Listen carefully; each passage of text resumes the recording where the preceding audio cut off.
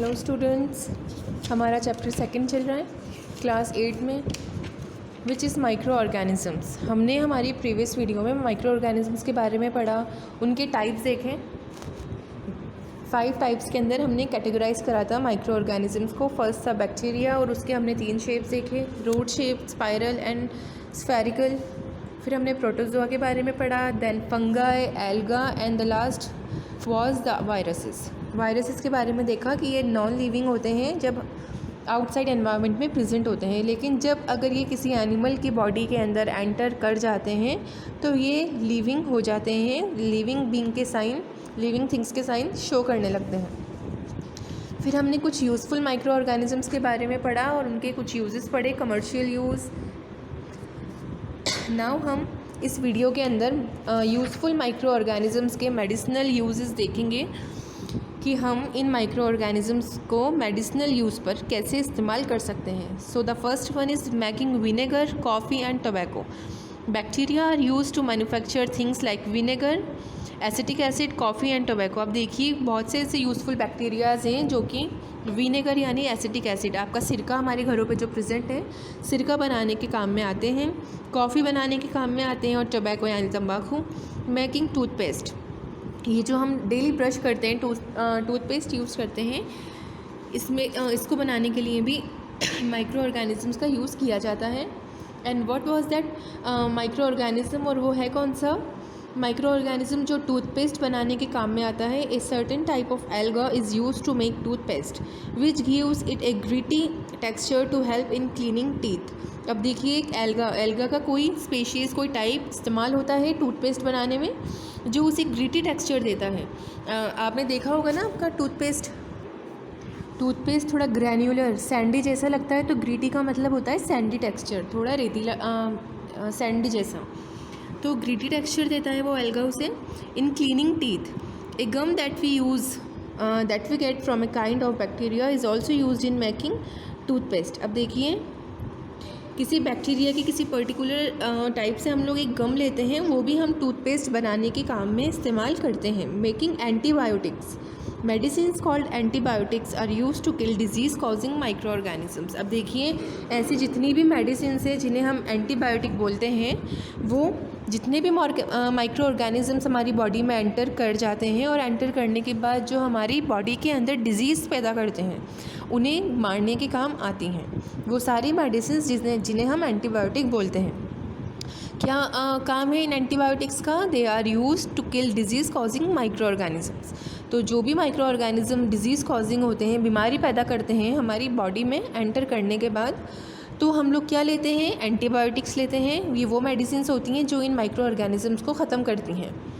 Certain kinds of bacteria and fungi are used in the production of antibiotics. अब देखिए antibiotics बनाने में भी सर्टेन काइंड्स यानी अलग अलग तरीके के बैक्टीरिया और फंगाई का इस्तेमाल यानी फफूंद का इस्तेमाल होता है। Antibiotics are also used in treat many disease in animals and plants. अब ये एंटीबायोटिक्स और इनका क्या यूजेस है एंटीबायोटिक का? टू ट्रीट मैनी डिजीज़, यानी कि एनिमल्स और प्लांट्स के अंदर अगर कोई डिजीज़ हो जाती है तो उसको भी ट्रीट किया जाता है, उसको भी सही किया जाता है इन एंटीबायोटिक्स के through. The third one is making vaccines. Vaccines are special substances used to prevent diseases like polio, cholera, typhoid, smallpox, pox and hepatitis that are caused by microbes. अब देखिए वैक्सीन्स बनाने के काम में आते हैं माइक्रो ऑर्गेनिज़म्स। और vaccines होती क्या हैं? वैक्सीन्स स्पेशल सब्सटेंसेस होते हैं जिन्हें लेने पर, जिन्हें अगर हम वैक्सीन्स लगवाते हैं तो वो कैसी कैसी डिजीज़ को प्रिवेंट करते हैं। पोलियो हो जाता है, आपने देखा होगा कई लोगों का एक हाथ बेकार हो जाता है, एक टांग बेकार हो जाती है, तो वो पोलियो की वजह से होती है।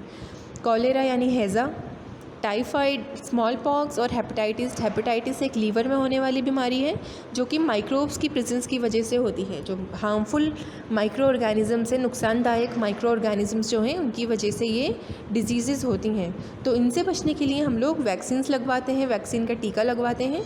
और ये वैक्सीन्स किसकी हेल्प से बनती हैं? इन्हीं सर्टेन काइंड्स के माइक्रो ऑर्गेनिज़म से। ये जो माइक्रो ऑर्गेनिज़म्स हैं, इन्हीं के हेल्प से हम इन वैक्सीन्स को बनाते हैं। वैक्सीन्स आर ईदर इंजेक्टेड और गिवन एज ऑरल ड्रॉप्स। अब या तो देखो वैक्सीन को हम इंजेक्शन के थ्रू हमारी बॉडी में डालते हैं, इंजेक्ट करते हैं, या आपने देखा होगा पोलियो की बूंदें 2 बूंद ज़िंदगी की एक ऐड आता है, तो उसको ऑरली यानी मुंह से भी हम लोग बॉडी के अंदर ले लेते हैं। Microorganisms are use to develop vaccines. अब यही माइक्रो ऑर्गेनिजम्स काम आते हैं वैक्सीन्स बनाने के। मेकिंग फूड सप्लीमेंट्स बनाने के भी काम में माइक्रो ऑर्गेनिजम्स का इस्तेमाल किया जाता है। Some kinds of alga are rich in proteins and other nutrients. अब देखिए कुछ एल्गा ऐसे होते हैं जिनके अंदर प्रोटीन भारी मात्रा में होता है और अलग न्यूट्रिएंट्स भी जो हमारी बॉडी के लिए एसेंशियल हैं, यूज़फुल हैं। They are therefore use to prepare food supplements. इसलिए देखिए इन्हें जो कुछ माइक्रो ऑर्गेनिजम्स कुछ एल्गा हैं जो प्रोटीन और अदर न्यूट्रिएंट से रिच होती हैं, भरपूर होती हैं, उन्हें हम लोग फूड सप्लीमेंट्स बनाने के भी काम में लेते हैं। In human body some bacteria live in human intestines. अब देखिए हमारे इंटेस्टाइन्स जो हैं हमने पढ़ी थी, उसके अंदर भी कुछ बैक्टीरिया रहते हैं जिन्हें हम गुड बैक्टीरिया बोलते हैं। And help in the digestion of food. और वो क्या काम आते हैं, हमारे फूड को पचाने के काम में आते हैं। They also help in destroying disease causing microbes. और वो जो बैक्टीरिया हमारे स्मॉल इंटेस्टाइन में प्रेजेंट होते हैं वो क्या करते हैं, जो डिजीज़ कॉजिंग माइक्रोब अगर बाई चांस खाने के थ्रू या पानी के थ्रू आपकी बॉडी में एंटर कर गए हैं तो उनको ख़त्म करने के भी काम में आते हैं। वो बैक्टीरिया जो हमारे इंटेस्टाइन में प्रेजेंट होते हैं और उन्हें हम गुड बैक्टीरियाज भी बोलते हैं। Agricultural use.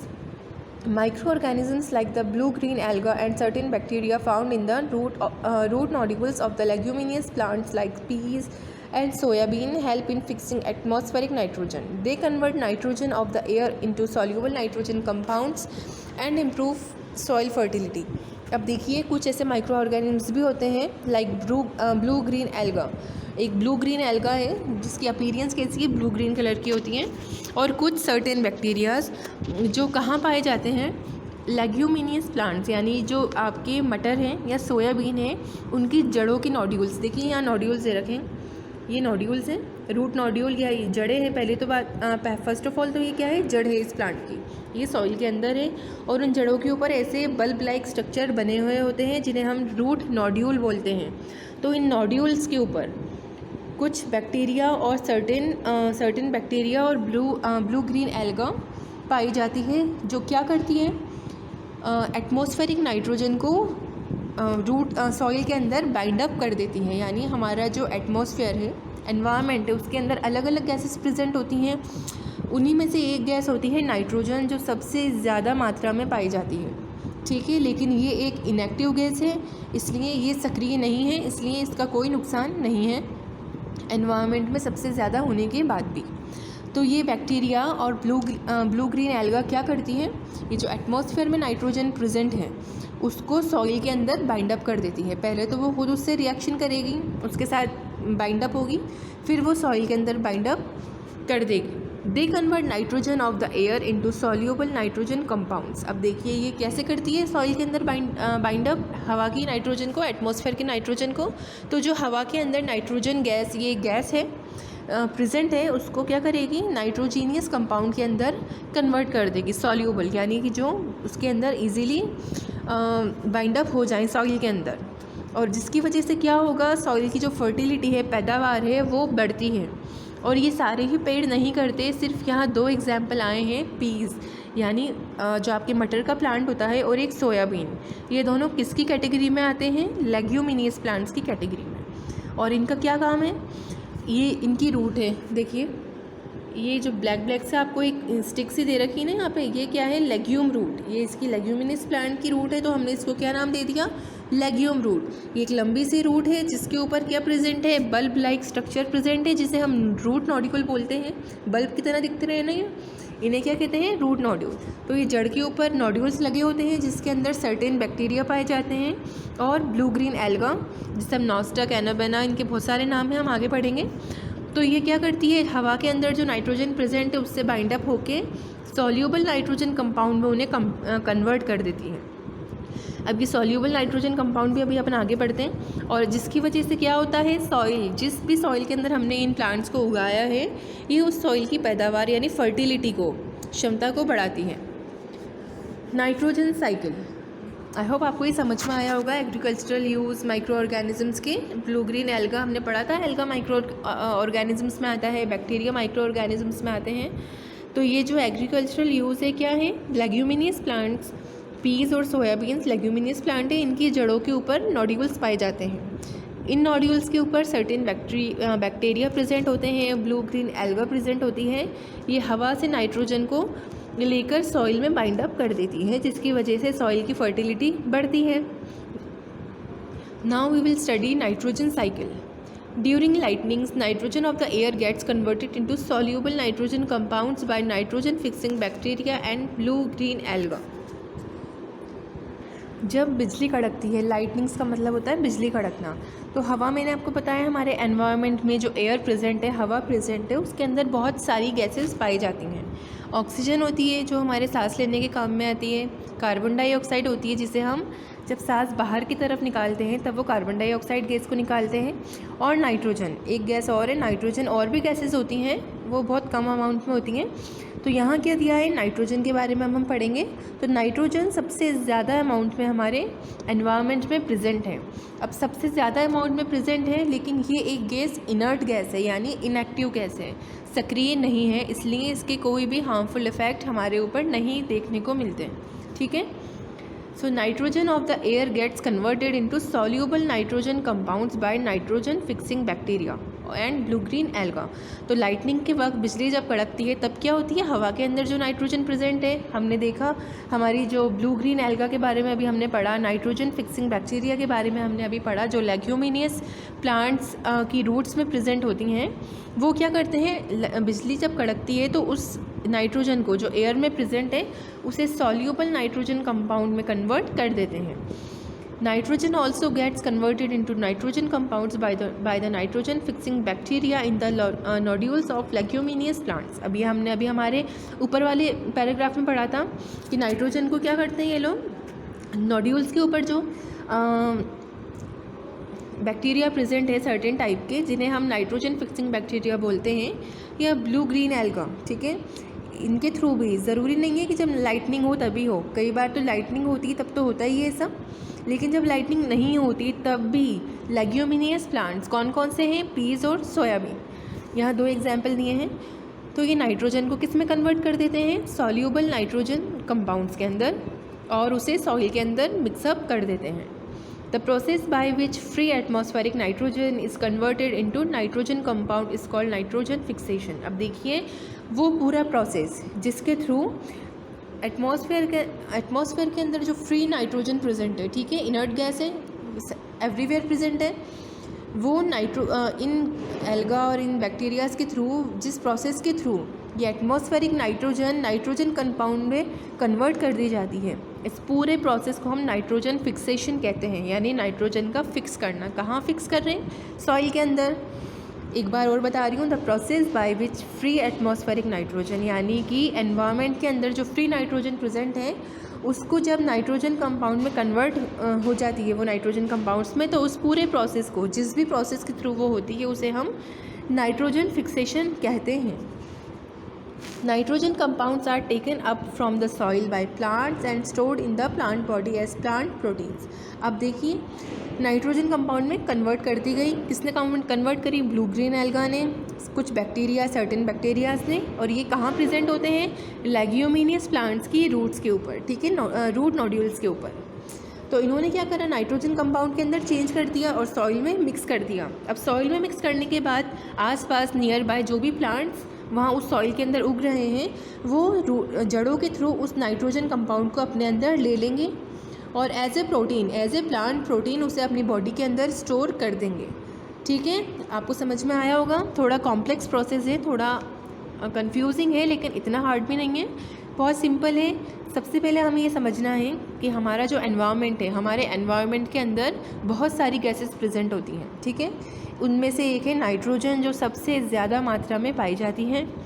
वो एक इनर्ट गैस है, यानी किसी के भी साथ कोई रिएक्शन नहीं करती। आपने देखा होगा कई बार क्या हर बार ही ऐसा होता है कि जो आयरन पिलर्स होते हैं उनके ऊपर जंग लग जाता है।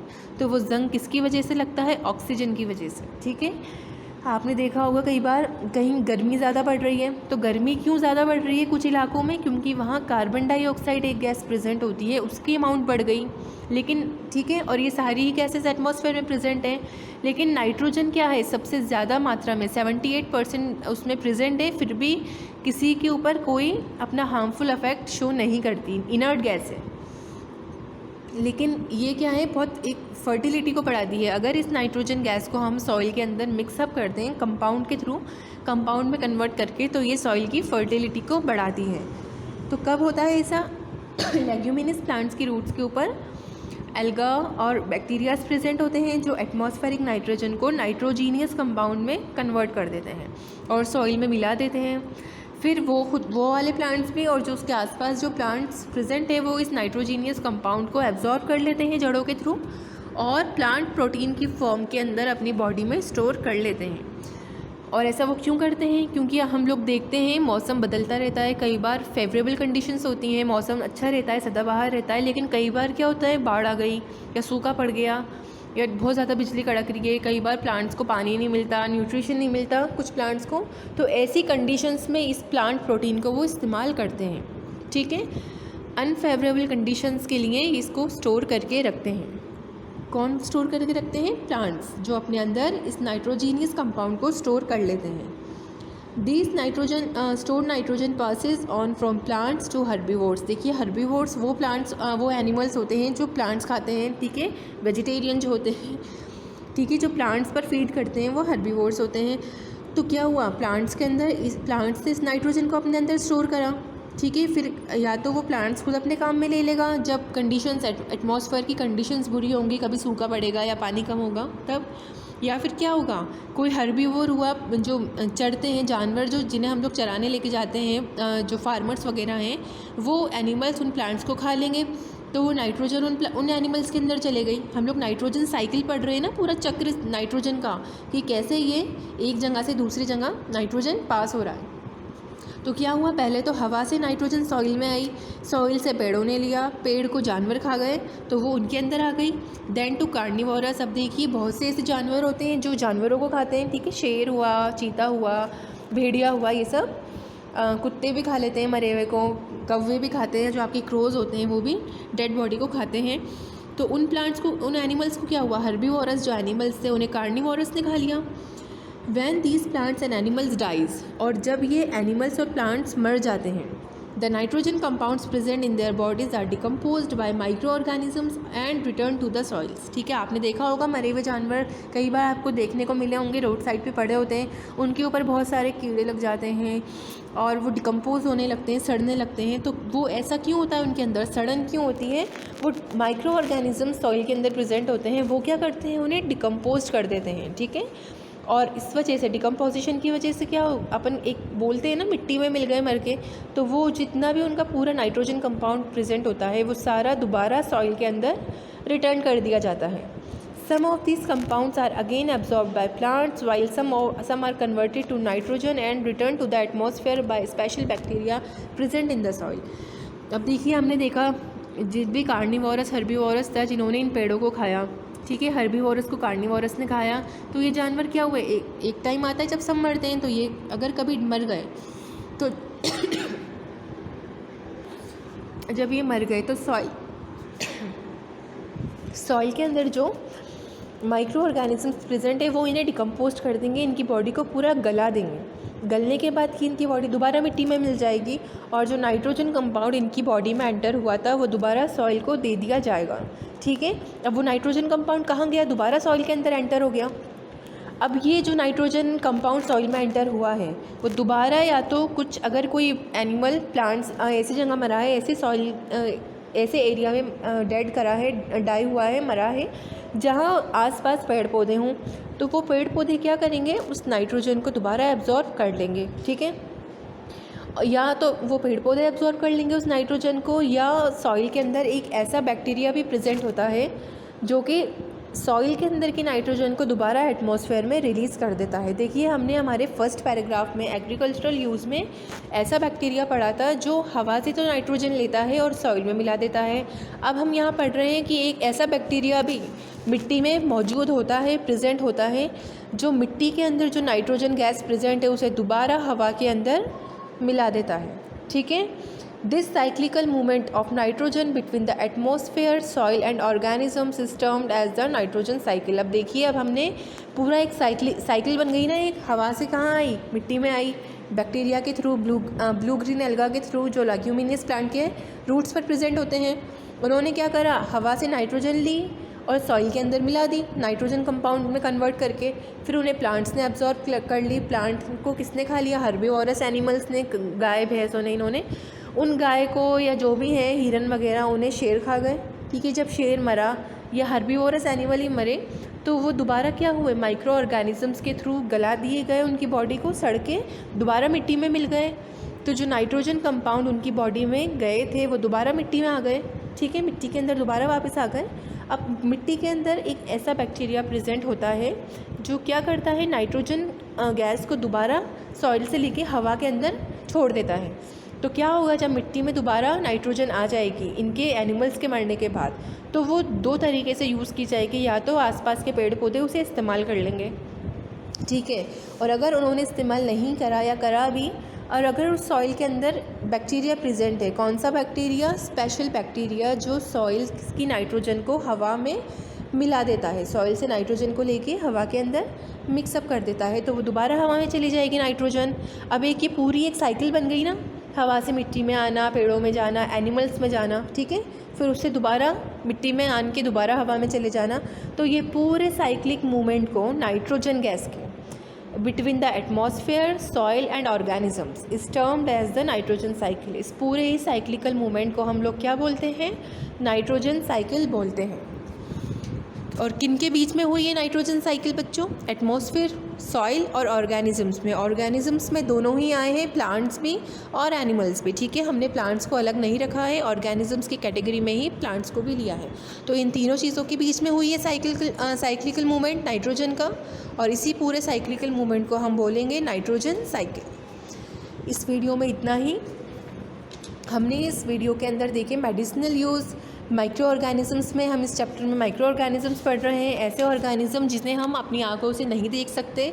हमने हमारी प्रीवियस वीडियो में इन माइक्रो ऑर्गेनिजम्स के कमर्शियल यूजेस देखे थे, और कि कैसे इनका कमर्शियली हम यूज़ कर सकते हैं। इस वीडियो में हमने इनके मेडिसिनल यूज़ पढ़े। सो इस वीडियो में इतना ही। Thank you.